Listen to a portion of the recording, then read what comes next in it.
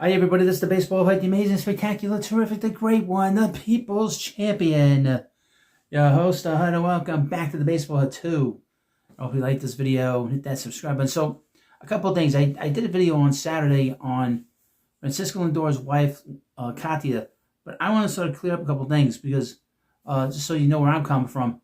First of all, I took the comments off because, I don't want to be like a kindergarten cop when it comes to the comments, and I just turned them off because, one, I'm trying to get some sleep, and I was out all day on Sunday, and I did not have the patience nor the time to be defend myself because I have an opinion.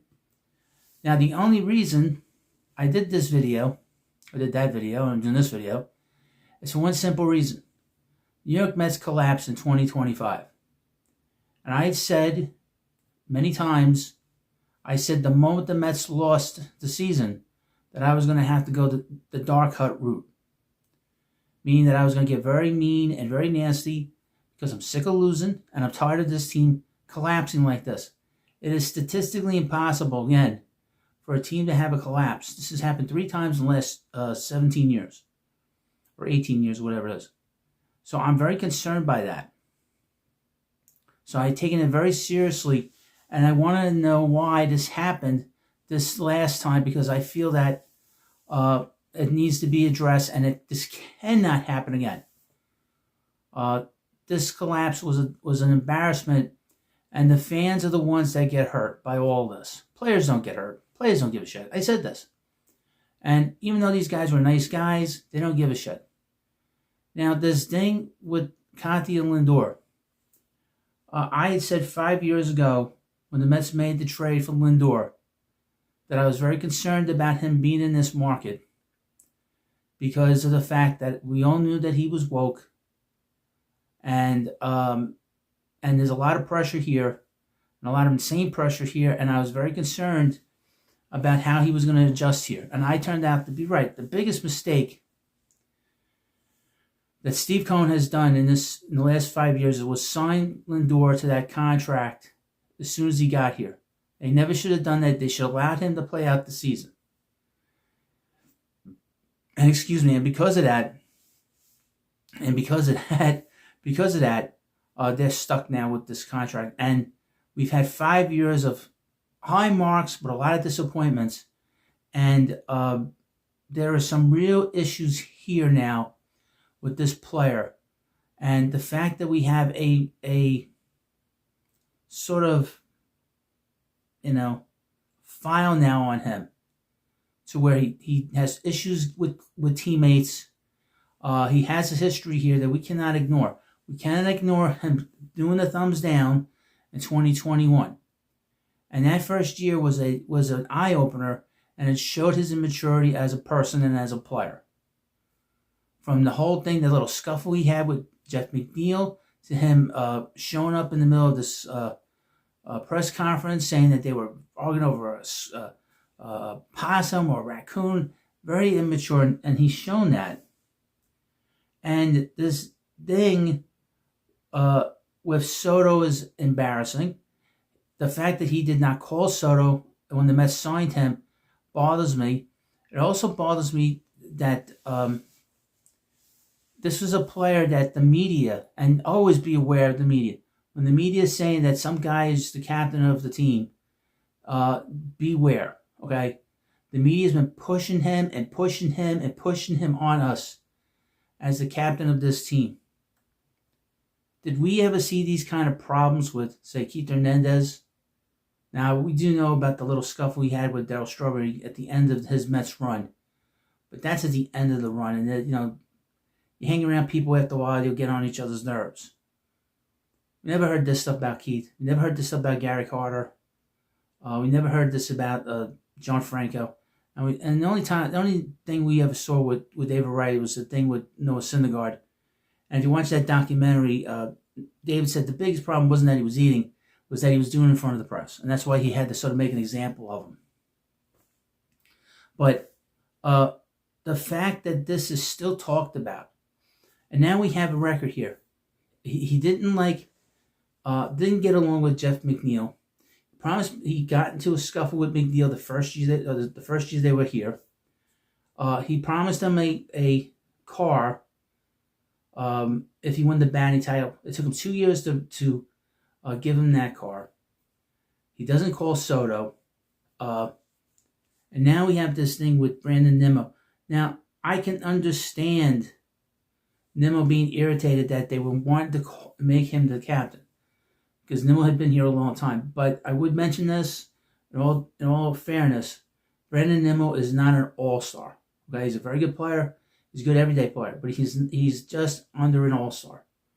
If he'd been an all-star, then there should have been more of a reason for him to be the captain. Just not good enough. You need a little bit more there. But the fact that there was tension between the two of them politically probably came from more from one side than from the other side, because obviously the last 4 years we had that brain-dead Biden in the White House, and you didn't hear any kind of arguments from the other side. It's always from this leftist view, and probably very uptight about Trump being back. We know this sort of Trump derangement syndrome that a lot of people go through. I don't know if Lindor goes through that, but that's sort of the backdrop of what's going on here. Also, you had the backdrop of course, of all these older Met players that have been here since the Wilpon era. So you have all this stuff going on around the club, and the politics going on between these two particular players. Now, I would also mention in 2021, that was a very politically charged clubhouse with Marcus Stroman and Lindor and a few other players. And obviously, they throw in Javi Baez in a bad trade that they made because Zach Scott was desperate to be named the Mets full-time general manager. He was a disaster as a general manager. If you're interim, you don't trade any of your prospects. That's stupid. That means you're trying to save your job. And he basically failed. Had a little too much to drink at their party at the Cohen family's house, and we didn't see him ever again. And but that's the end of that. But anyway, we have Katia Lindor. Let me read you this article, which is troubling to me, that now we're being made fun of. Okay. To me, I find this very embarrassing, and I would mention the Mets won't say anything about this.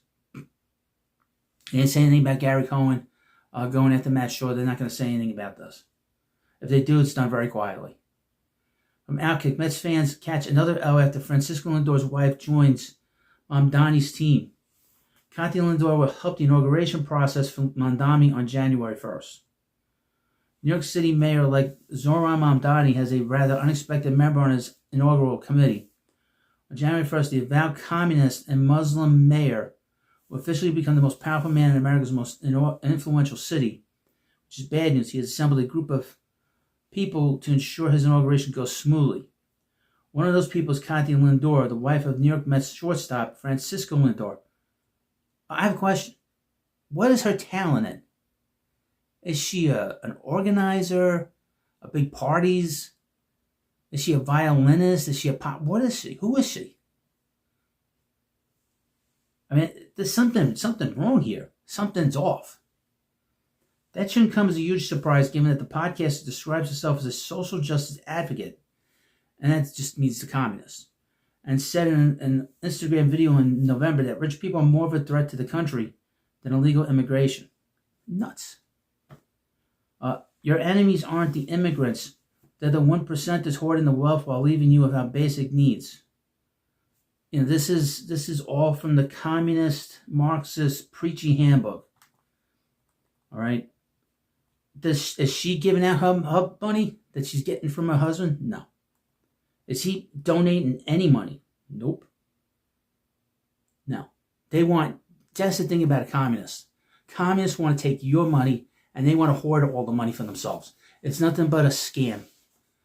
I mean, Elon Musk revealed everything that's been going on behind the scenes.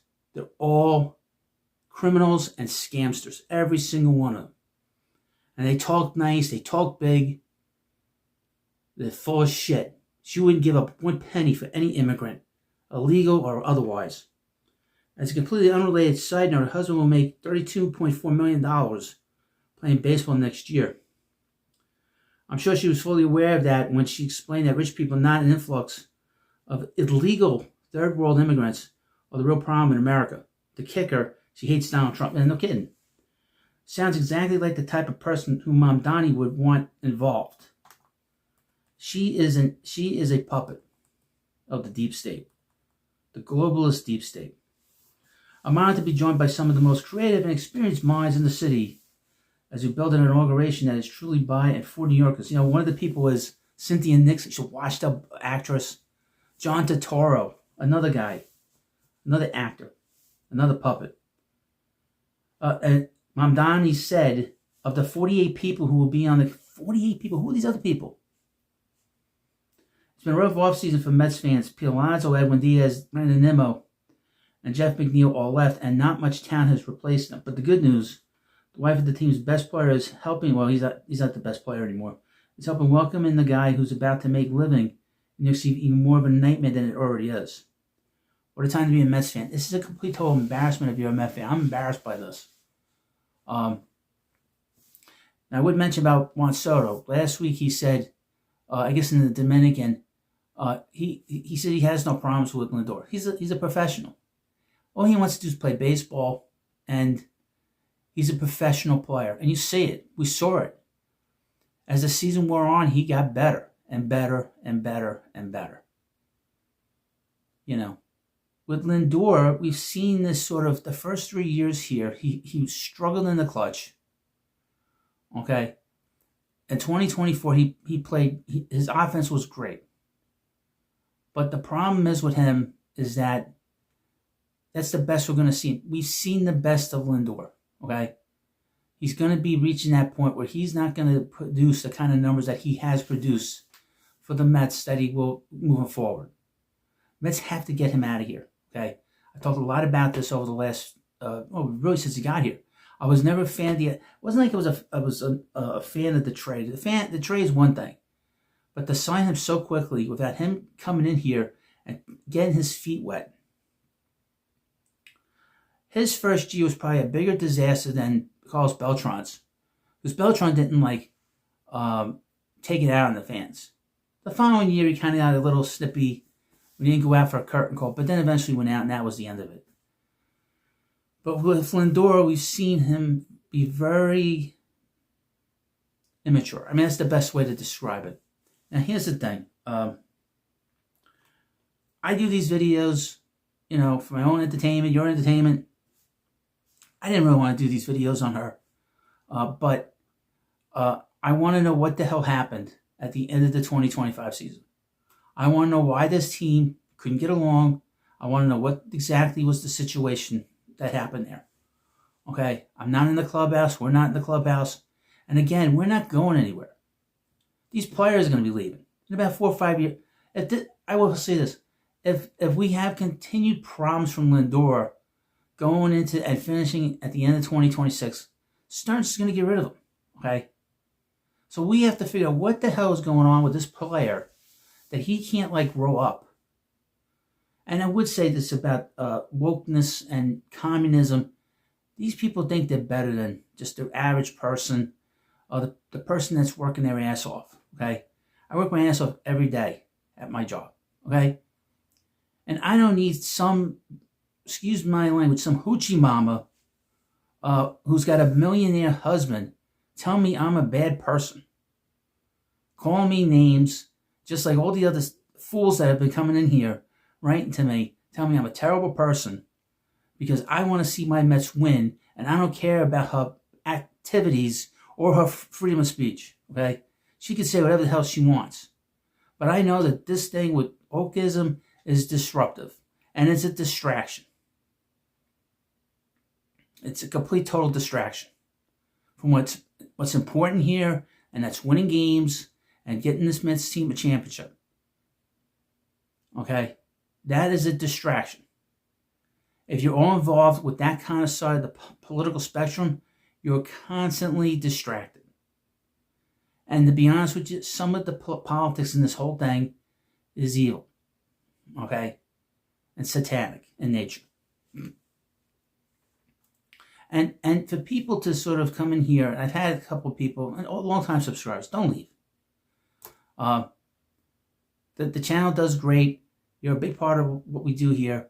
I appreciate you coming in, leaving comments from time to time and writing to me. Don't leave, okay?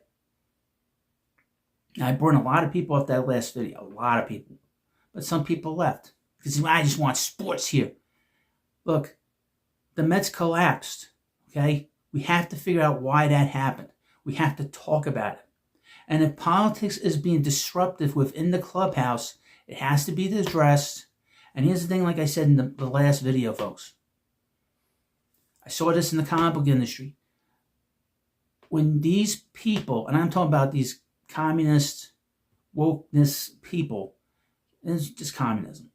When they get into men's spaces, it is extremely destructive, okay? But it's meant to be destructive. This is no coincidence that Katia Lindor met Francisco Lindor. That's no, that's no coincidence, And now, and she's all over the place. And I don't know if she wants like attention she's an attention hog or what. I think Hoochie Mom is a pretty good word for her. Because one minute she's a violinist, next minute she's working on Mom Donnie's, party, and then next minute she's a podcaster. Next minute they're taking pictures on the red carpet somewhere. What the hell is going on here? Something very fishy about it. And like I said, I feel like we're all being scammed in some way in this situation. I really do. Something doesn't fit. Something doesn't feel right. Well, I'm not going to have comments on this video, but because I got to go to bed, I got to get some sleep, and I'll be busy tomorrow, but the comments will come back on other videos, but not on this video. Sorry. So I appreciate you watching. Believe me. I don't need people telling me I'm a bad person. I know I'm not, and you know I'm not. A lot of people, when they write that stuff, they have no way to debate me. They have no way to refute it. So, again, thank you for watching this video. Of course, no other YouTuber is going to talk about this. It's not easy stuff to talk about, and a lot of it's over their heads anyway. It's not. I would mention this. I thought it was funny. One guy wrote to me, gave me like a political science lesson. Get the hell out of here. He got sent out to the Phantom Zone before I decided to take the comments off. Have fun. Say hello to General Zod for me. Well, thank you for watching this video. And of course, please subscribe to the Baseball Hut 2. And I'll see you later.